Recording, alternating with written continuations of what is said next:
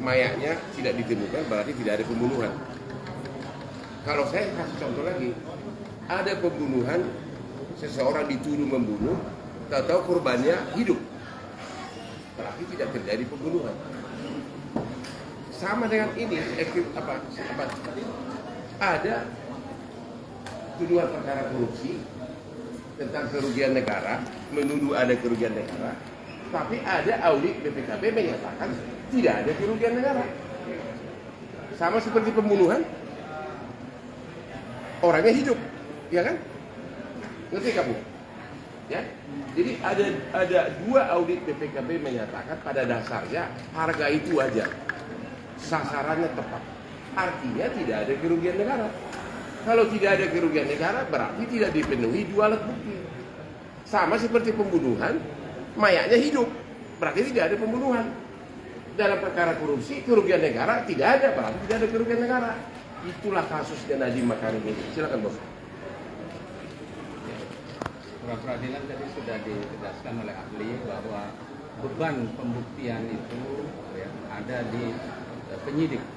Jadi penyidik memiliki kewajiban untuk membuktikan apakah penetapan tersangka terhadap Nadiem Makarim sudah didasarkan pada dua alat bukti yang cukup serta prosedur yang ditetapkan. Nah, pengujian tersebut bukan hanya menyangkut bukti adanya bukti-bukti secara fisik, tapi harus diuji relevansinya. Dan kemudian juga mengenai prosedur, tadi sudah diterangkan oleh ahli bahwa prosedur itu sesuatu yang absolut. Apabila itu tidak diikuti, maka penetapan tersangka harus dibatalkan melalui proses peradilan. Begitu juga tadi mengenai audit kerugian negara sudah dijelaskan harus memenuhi ketentuan normatif sehingga memiliki legalitas sebagai alat bukti yang sah. Jadi alat bukti itu berbeda dari